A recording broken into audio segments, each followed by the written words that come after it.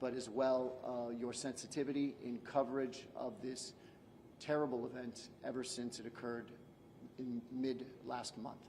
So from there, I'll turn it to Mr. Haggard and the Perrys. Thank you.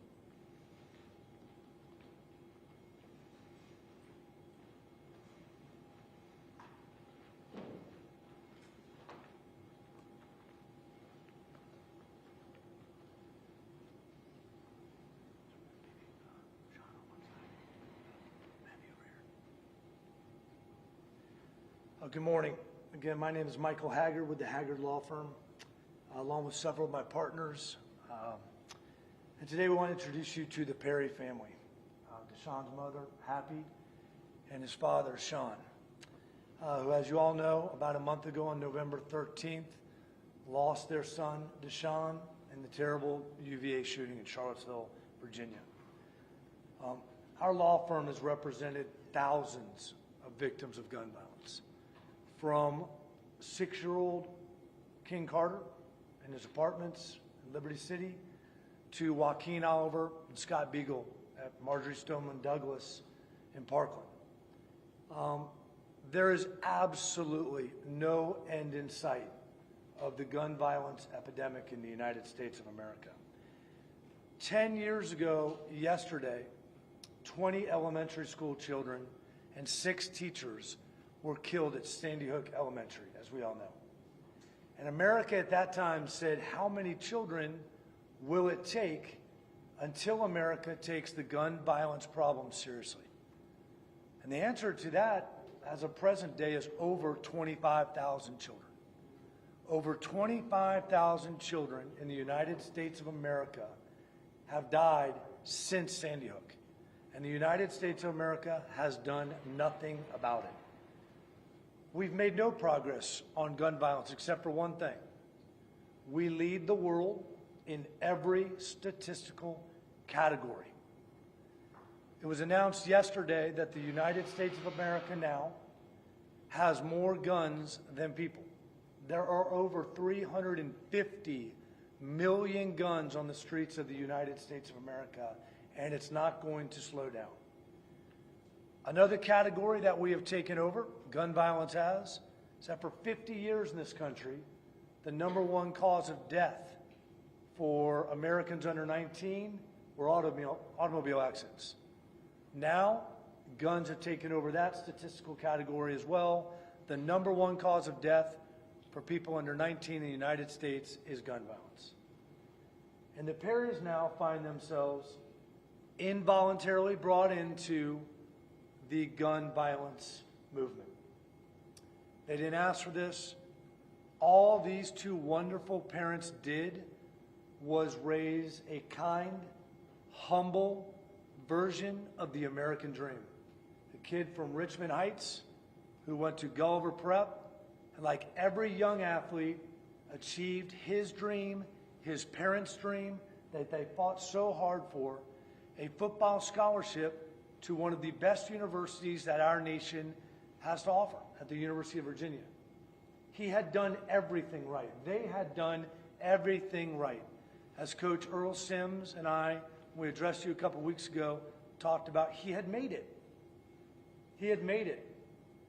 To know one thing about Deshaun, a major college football player at the University of Virginia, after a brutal loss to Pittsburgh on Saturday, his one day off was Sunday. One day off. And he went for extra credit to the play about Emmett Till. That's what he's doing on his day off after he went to church that morning with his teammates. And he was gunned down and lost his life. And these 2 beautiful parents who did everything right lost their angel. And before I turn it over to these wonderful parents, I will tell you that it's not only their loss. This loss is our loss. This loss is South Florida's loss.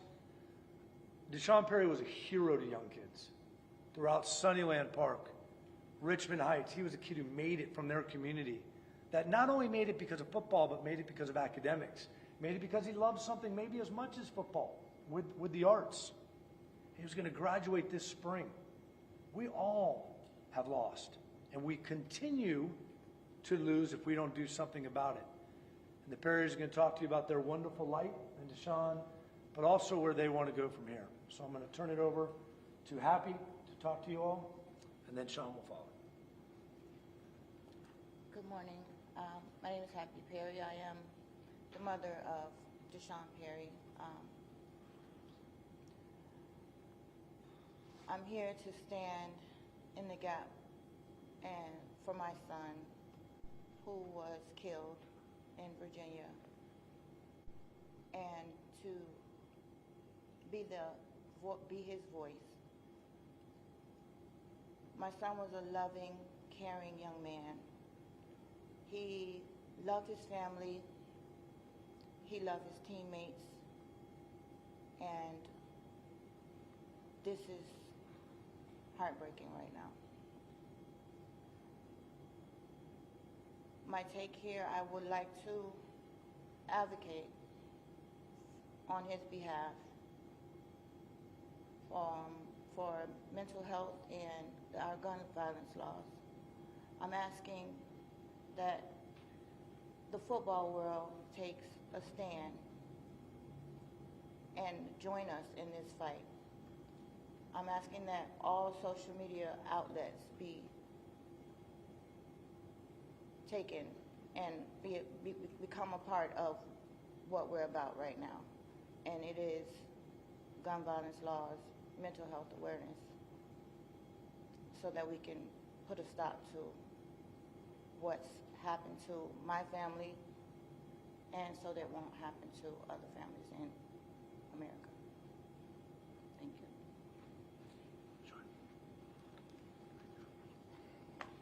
Good morning. My first name is Sean, last name is Perry. Deshaun's dad. Just going to follow up what my wife is saying. We're here to advocate against the gun violence and mental health issues that's going on with. We're asking the college football world to stand with us.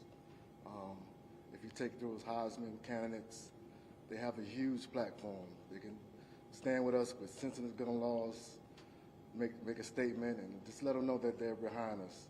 Just give a voice. They're a voice. There are thousands of voices out there. So we're very, very heartbreaking right now. I'm even standing up here to be able to talk. So, but we have a strong faith, and I believe that my son is in a very, very good place right now, and that's why I'm standing here. So I'm here speaking that he was a great kid, a smart kid, an intelligent kid. He earned everything that he had. Nobody can take that away from him. Everything that he put his mind to, he earned. So that's one reason that we're here, to make sure another family would never go through this again. And we'll take any questions from here regarding this statement. Happy.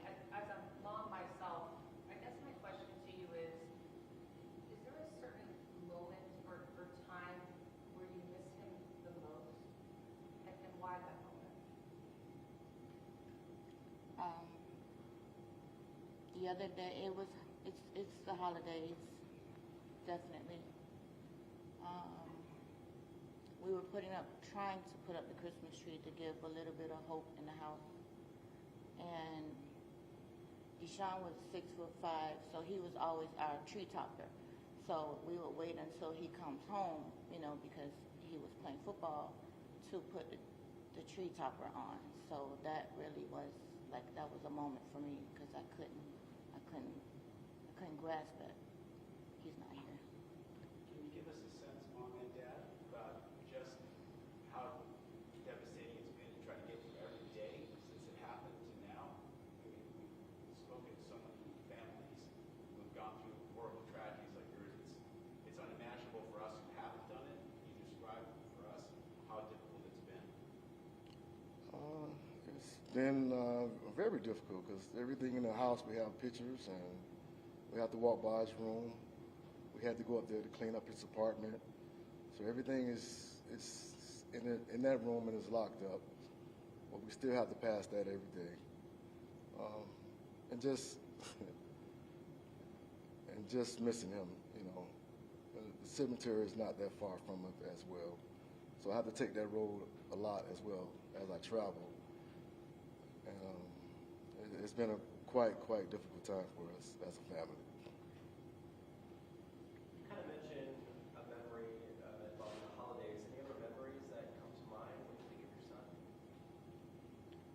Deshaun was he was the life of the party. He was the prankster of the family.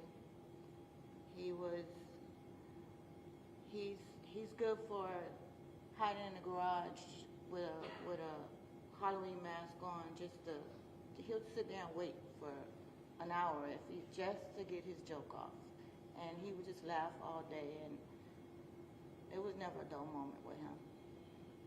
Never. What was Deshaun like as a child, growing up in the house with you guys day to day? Always a competitor. Deshaun, he was born with asthma, so he was given medication to help him breathe. So it gave him a lot of energy. So that's how we got to football. So we started with karate.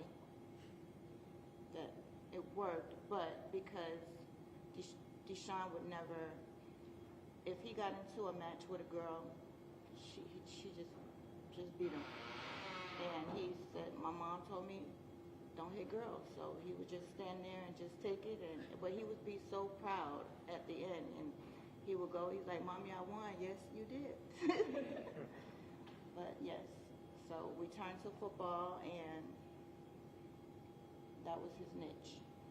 How proud are you of the fact that he was involved in so many things beyond football at UVA? Just like to go to see a play by Emmett Till, he was involved in social justice causes. And so were his teammates who tragically died that day, from what I've read, right? Yes. Right. I'm very, very, very proud. Even in high school, he took up arts, and that's where he really, really got started. And it just took off once he got to college. So he was very, very involved. If you didn't know Deshaun, you wouldn't even talk about football off the field. You wouldn't even know that he was a football player. Because once he gets off, he's just a regular old kid. He would talk about more politics. He would talk about religion. He would talk about anything other than football. So we were very, very proud of who he became as a young man, as a leader. And he was just a great, great guy, great young man, which I'm learning from him as well, as a dad. I tell you how much I'm proud of him. For people watching later, what would you want them to know about your son, and what would you say to the community in general? Deshaun loved his community, and everything that he did to make us proud. He would come home on his breaks, go to the local parks, throw footballs with the kids, go back to Gulliver, help out his coaches, go to the elementary school that's right around the corner, play basketball with the kids. So he was just a fun, loving young man that did everything right. And this is a horrific. In 6 months before he was ready to graduate from college. And as we speak, when he wanted to come home this year for Christmas, he wanted to put together a bike drive. So we're actually right now, as a family, we're trying to get that going for him in his name and his honor to give back to the community. So that's one of the goals that he was looking forward to coming home this year for this Christmas. I guess the last question I would have is just for our lawmakers. You now join so many, unfortunately, other parents who have lost their loved ones to gun violence. Maybe now you're getting, unfortunately, more familiar with the arguments they've made and the legislation that has not passed. If a senator or one of our lawmakers is watching this right now, what's your main message to them? We need to change gun laws. Change them. We need more stipulations. The red flags were there, and this young man was still able to purchase a firearm. And that in itself is a red flag for our nation. So there was issues with him, mental health issues or something that should have been red flags? Is that the point? Well, there was, he tried to buy a gun twice illegally. Once he was underage, Another time, because of his criminal record, it was red flagged, he wasn't able to purchase. But then a couple months later, at the same gun seller, he's allowed to buy the weapon after 2 previous illegal tries. So what the Perrys want to get through is these loopholes where there's no, at that point in time, the sellers, manufacturers get to hide behind the federal preemption laws, and others and say, we sold it legally. When everybody knows that if that was a negligence case, and they committed negligence, they knew he tried to do this twice illegally. The other issue that the Perrys have talked about is obviously the University of Virginia. He was on their radar. There had been information relayed to the university that he had guns on campus. He lived in student housing. They started a threat assessment, which showed that he had not reported prior arrest, which is student conduct violation. He would not cooperate and talk to them. At that point in time, they should have gone into that student housing, which they had every right to do. And he had multiple guns in his student housing apartment. And so the threat assessment was not conducted correctly. They could have removed him from campus well before this incident. And I will say that, I mean, you look at Happy and Sean right now wearing and proud to wear their UVA colors, and the University of Virginia gave Sean his opportunity, but they made a mistake. But it'd be naive to think that there aren't guns at the University of Miami right now, student housing, and that there aren't students at any school in the United States who have mental health problems that just went through COVID. You know, we've got a huge mental health issue in this country, and all our politicians do is use it as an excuse when there's a mass shooting. They don't fund it. So what's unique about this incredible family is they recognize that the assailant who took their son's life had problems, but he didn't get the help that he needed. And when you have those problems that we have throughout this country, and you have unfettered, easy access to weapons, that, when those two things collide, is why we have 40,000 gun deaths every year in our country. So one thing that they want the University of Virginia to cooperate with is not only acknowledging what happened here, but be a leader for our colleges and universities who all have this problem going on. Every single one. I mean, there's a small school in Ohio right now that has this problem. There's a kid on that campus who's disturbed and can easily get a weapon, and that tragedy can happen there, and it has happened. So those are the areas that they want to go into, and they really want the college football world, much like March for Your Lives after Parkland, the influence that college football players now have with all the changes with their platforms to say at every university, help us with this problem, to the students, to the other players, because our generation has failed. I'm maybe happy you could talk a little bit about the letter he wrote in 8th grade about violence to everyone, just to show the foreshadowing that he...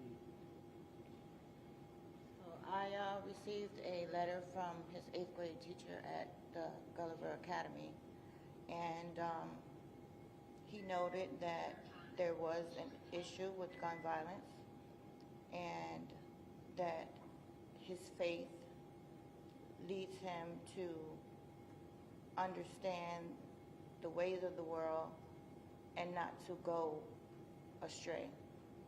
But at the end of the story, it said that everywhere he goes, he's going to let his little light shine. So that speaks volume, and that was who he was. Everywhere he went, he wanted to leave a light for everyone. What would you suggest to other parents that may have kids that are having mental issues at this point, get involved or try and keep an eye on them, make sure this doesn't happen to another family? Mental health, for me, sometimes is shunned away, and parents don't get the help get the help for their children that's needed. When you see the red flags, seek help. Seek help. Because not only it may not, it may be, it was my child this time, next time it could be yours. Mr. Hager, are you filing a lawsuit at this point? And if so, against who? Yeah, at the present time, we're waiting for the investigation. If you know, the university and the local police have sent the investigation up to the Attorney General of the state of Virginia. They've appointed a council to investigate. We're actually talking with them this afternoon to find out more about their findings. So we are exploring, looking at the University of Virginia's responsibility here.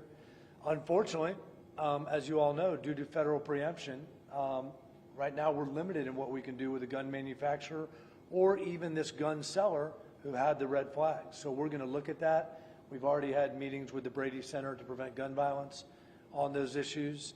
As we investigate the lawsuit, the other thing that we're doing immediately is how do we make these changes within this community? And that's something that, I think you guys have covered all these terrible tragedies before, and we never get momentum. And I think now's the time to focus on, here are the issues with this terrible shooting, with universities, with the difference that they can make.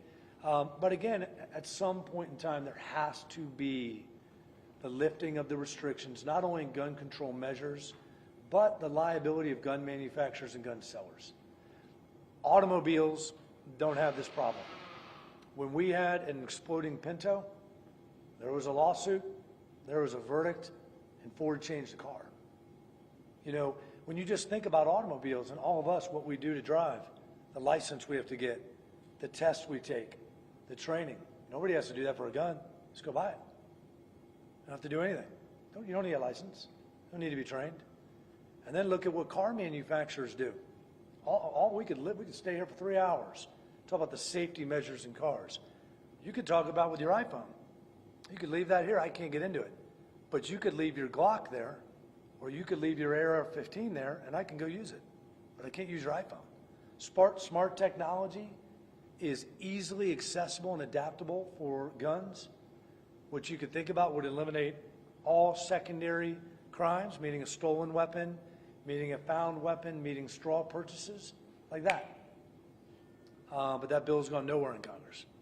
So those are things that not only the Perrys, but we can rattle off the names. You all have met them and covered them. That's what Manny Oliver's trying to do, what the Beagles are trying to do, what all the Parkland parents, what the Columbine parents, the Sandy Hook parents, the Pulse parents. We could keep going. And that's where we find ourselves. So unfortunately, the Perrys are now aligned with all those families, but they're willing to take on the fight. Any other questions? Anything else you want to say about Deshaun?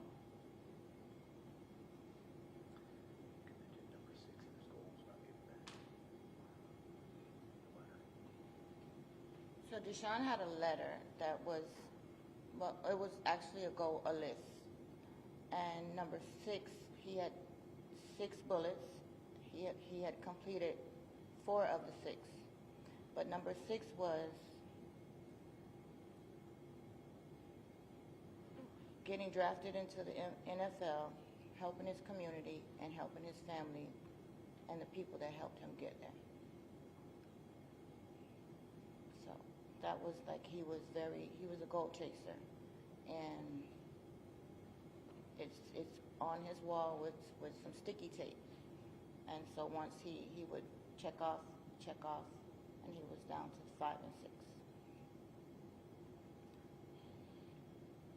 Thank you all very much. Thank you.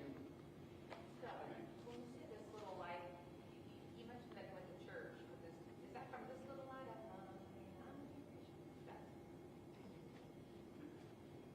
Anything else? Thank you so very much. Thank you all very much.